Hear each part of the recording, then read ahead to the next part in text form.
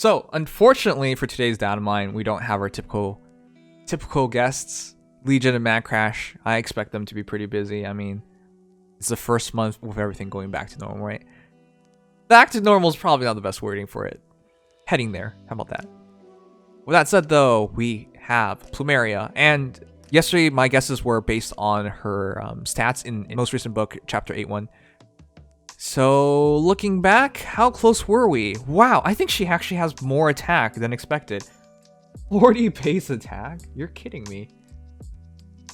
We did expect really low speed, 18 speed, 16 defense, 37 res. That's all really, really close. So let me bring it up and just to give you guys how comparable it is. So she went from 39 HP to 41. She went from, well, Flower of Plenty is 14 might. So she actually has more attack now. She has 2 more attack than before. Her speed remains the same at 18. Her defense is 16 and 16. Her res is 37 and 37. So all they did was give her 2 more HP and 2 more attack. Wow, it is actually just entirely better than her. This is crazy. This is her Lunatic version that I'm showing you guys right now. That's better than the Lunatic version. Wow. So they really did pull out stops for Plumeria. She is impressive. Her BST total is 41 plus 40 plus 18 plus 16 plus 37. Her BST is 152. 152. That is higher than Peony. 152 is actually pretty impressive. Let's see. Do you guys want chat to come back in? One pair of pants later. Hello, Nims. Shoot. Oh, thank you. Thank you so much. Wow, okay. Alright. Hello there. So, continuing on, she has 152 BST. Her super boons are attack, super banes are defense, res, and speed, which doesn't really matter. The res part matters, but defense, speed, she's already so slow, it doesn't really matter. Having a super boon attack is impressive, though, because that gets her to, what is it, 58 attack at base, and then when you calculate her skills as well. You know, when I said she was kind of like dual Sigurd, she really is. Like, the entire idea of like that one-shot kill being a possibility while being a refresher, and they're both red mages. That's what I said too. Like, I said she was flying dual Sigurd. I was pretty damn close too. I was only off by like 1 less attack and 1 less defense. I was assuming she would have 2 more attack and I think like 2 more HP. But I guess like they bumped her BSC to that level, so that's why. I think they wanted to keep her res the same because I realized that if they had too much res on her, then she'd probably be killable, well, too unkillable to mages. She actually added is 3 res because with her weapon she gets 3 res. Right. She had 37 res in the story. Right. And this is 37 res base, so with right. her weapon she has 40. Yeah. Right. She's actually even better because keep in mind she has attack res push 4 and attack res rain 3. And Flower Plenty adds the 3 res as you mentioned, so that's a total of, what is it, 11, 14 extra res. She's 51 res base essentially. She's really, really difficult for mages to take down. Yeah, that's for sure. Right. Oh, she will get screwed over by archers. But Oh yeah, sure. Literally any archer will crush her. But that's fine because Flower Plenty and thanks to Sweet Dreams, they have such great spacing. Yesterday when I said Flower Plenty covers basically the entire map, some people corrected me on that, but no, seriously, it is basically the entire map. Why? Because 5 rows and 3 columns, there's no way she's not in range, especially if it's where she's supposed to be using ether raids, because your opponent starts at the other end of the map, you start at the other end, so it's very easy for her to effectively cover the entire map, even though it's not actually the entire map, but the ability should be there is the point. Yeah, the screen is only like an 8x6, so very generous area of effect. Right. Yeah, you would have to be like, putting the hero somewhere like in one of the corners or near them to be outside of that AoE. Yeah, it's not as big as Milla, but it doesn't really matter because effectively you're gonna have coverage, so you'll be fine. So as a reminder then, even though she is weak to archers, I don't really think an archer's gonna get to her. Flower Plenty's 5 rows, 3 columns. Sweet Dreams is within 4 spaces. If she gets caught by an archer, that archer probably got dance and other supports to even get to you. So yeah, I wouldn't be worried that much. You can leave her exposed against mages and be fine. and against archers, you can definitely hide her pretty easily. Yeah, true. She's mostly going to be in the back line, while most of your offensive units go in and destroys most of the defensive units. Now, I do want to give Aya some props because they actually kept her stat spread very similar and just min-maxed her even more. They didn't give her more speed. They didn't give her more defense. They gave her more of everything that's going to be important. Hitting over 40 HP was going to be important just because of structures.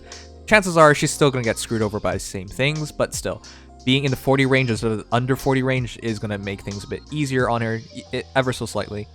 And of course, more res is better and more attack is better, so. Yeah, that'll help her sabotage ability as well. So that is a big point, because we did talk about change her A slot for helping sabotage, but if she has 40 res base, I don't really think she needs it, especially if you drop a flower. She gets to 41, or a couple flowers. She gets to 41. That should catch most things. Well, I think maybe you should just run like maybe Fury or like TA on her slot A, because like she can easily she can comfortably tank like through Sears or whatever. So I don't know about. I mean, I can see TA That can for a very depend though. That can specialized depend though. In I certain think matchups. Fury's just. I mean, going into speed and defense, she doesn't need them, and at that point, you're just adding 3 attack and 3 res, and you can do that without getting the damage drawback. Right, because the defense and speed doesn't really impact her, but the two things that do impact her the most, attack and res, she already has attack res push 4, and I think she's on the cusp of like one-shotting heroes, so giving up attack could be detrimental. Yeah, I think I for agree. her as a dancer, attack you would rather keep, like not get a bane on. You want to get a boon on. I'd say attack and res are the obvious things to aim for. Yeah. Attack is probably the best boon for her, and res is second. Right, I agree. I think, right, yeah, I can agree with that. Her base attack, as a reminder, is 54. With attack res push, it becomes 61, and with attack res rain, it is now 65. It's legit. She could one-shot a bunch of green heroes. So yeah, I absolutely suggest Plumeria. She's gonna work really, really well. And with that said, though, let's talk about her comparables, because right away, looking at her, I get reminded of another pretty common red refresher mage. Yes, Dancer Summer- Micaiah. Yep. But I think that's Micaiah's exactly what I dead. was thinking. Alright, so Hoshiden's on Micaiah. 33 health, 34 attack, 20 speed, 18 defense, and 34 resistance for 139 BST. So basically, Plumeria is better in every way except for the fact, she's Micaiah has double effectiveness and hardy bearing essentially. But that's a trade-off. She only dumped the dump stats. Yeah. So. So they all have like different purposes. Right. Another option, should we just compare her to Masquerade Sigurd directly? Yeah, because that's the closest I think comparable. that would I can do the calcs right away here. So Masquerade Sigurd has, let's see here, 3 less HP, 2 less attack, same speed, same defense, and same resistance. Wait, what? That's actually still similar. Yeah, really similar. Dang. Oh, I guess Kyria might be an interesting person. Yeah, I think Curios would be interesting. But real quick, her two most direct comparables being Red Mage refreshers, she matches up really, really well against them. So and of course, because she's an Astra hero, yeah, like if you had to pick one to use in all the modes, I'd just take Plumeria, because sometimes you want to take 3 mythics, and I can understand that, but like I'd rather take Plumeria in general. The debuff function, the buffing function, it fits better than somebody like, say, Sigurd. Alright, I found an interesting one. Fallen Julia. Okay. That's a very different role, but interesting. Yeah. Indeed, but they do have similar stat spreads, but they do fulfill different roles. Julia, I'd say, is more offensive, while Plumeria could potentially be more defensive. Julia also has 9 more, or actually 8 more PS weight. Mm-hmm. Yeah, because she's not a dancer. Well, actually, isn't it 9? It's 152 to 161. Oh, did she have 152? Oh, I thought she had 152. Okay. Alright, so... I want me to just read it off? Yeah. Alright, so Fallen Julia, 39 health, 41 attack, 24 speed, 17 defense, 40 resistance for a total of 161 BST. Wow. So that means Plumeria has 2 more HP, 1 less attack. I believe that's 6 less speed, 1 less defense, and 3 less res. So the biggest swing was in speed. So effectively, or sorry, stat-wise anyways, they're practically identical. Because 18 speed versus 24 is like not a big deal. This surprised me, considering like I normally think of like Fallen Julia as tanky with sturdy impact, light and dark. Right. But if you just look at the raw stats, I keep forgetting how low her defense actually is. Right. Well, she also has light and dark, and that helps quite a bit, but especially by taking away your opponent's buffs. But yeah, she is kind of tanky. Unfortunately, Plumeria is not going to be that, but again, Plumeria is a support hero. But that is still cool how well Plumeria matches up to one of the premier red mages in the game. I found another one. Yeah. Which is interesting. Sonicy. Oh. Well, yeah, that's close. Sonicy has, let's see, 8 less HP, 3 less attack, 8 more speed, 1 more defense, and 3 less res. That is such a big rip. Even if you calculate her tome and everything inside of it, I'd still take Plumeria. So there's just no reason now. That's pretty depressing to say the least, because Sonicy what gen is she? 1. I think she's, Gem 1. But she is a resplendent yeah. though. She is a resplendent, and that helps a bit, but still. Resplendent. So if you add plus 2 to her stats, you get, she has, let's see, 6 less HP, 1 less attack, 10 more speed, 3 more defense, and 1 less res. Yeah, the only way I would take Sonicy in a situation like that is if you went for a speed Sonicy. And she has a super boon in speed, but I don't really suggest that. But that's the only way I would take Sonicy over Plumeria if you try to speed build. But yeah. Because even with the resplendent, Sonicy can't keep up with Plumeria's BST by that point. Yeah. I'm looking at Refined Sign. I'm actually looking at She beats her a little bit. Well, no, yeah, the BST is fine until you remember the speed portion. So that's why I'm saying you either go plus speed or the speed is wasted, in which case Plumeria is just a better pick. Yeah. I'm actually looking at Cymbeline, and it actually looks like a beta test version of Flower of Plenty. Okay, I can kind of see it. Yeah, the original one, yeah. All right, but the big one was Curia that you guys mentioned. Yeah, that's right. Yeah, I got Curia right here. Okay, so Curia. To start off, Curia has 10 more BST. With that 162 BST that she's got. So Curia has 3 less HP, 1 more attack, 2 more speed, let's see, 13 more defense, and 3 less res. Wow. Okay, so you can see where most of the points went, considering they only have a 10-point gap and it's 13 points extra in defense. Right. They basically removed 3 HP to add 13 defense and remove a little res. So. I say that like they're very similar in like the res and the attack. I would just say that Curia has a bit more defensive, so she can at least take a little bit of physical hits now and then. Well, because her Miracle Rod inflicts attack and res -6. Yep. But that attack -6 is vitally important for keeping her alive against units that can double her like archers. Although if they get their special off, then that's a whole different ballgame. Yeah, and you keep in mind that lull attack res just to give her extra bit of safety. Right. Something that Plumeria can't even use.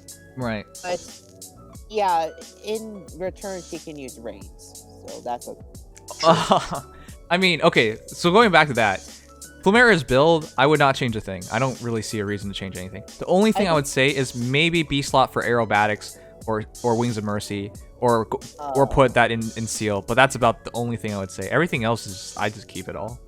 I would agree that either aerobatics or Wings of Mercy. Wings of Mercy would be really good in case if some of your allies get low on HP.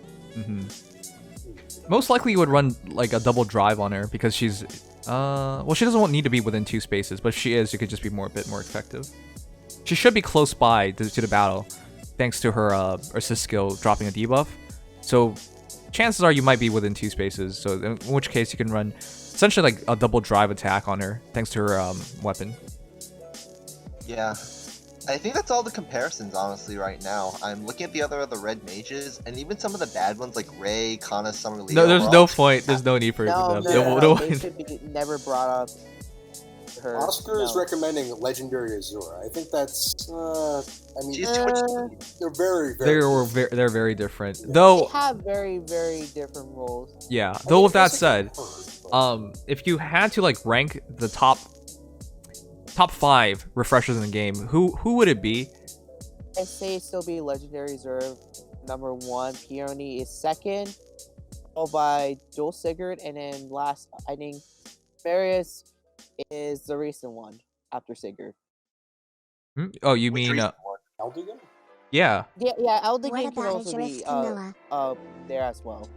Yeah, I like Dark Season Eldigan. I need to find a way to build him, but it honestly messes up my current setup because I'm counting on Grey Wave's extra movement right now. Yeah.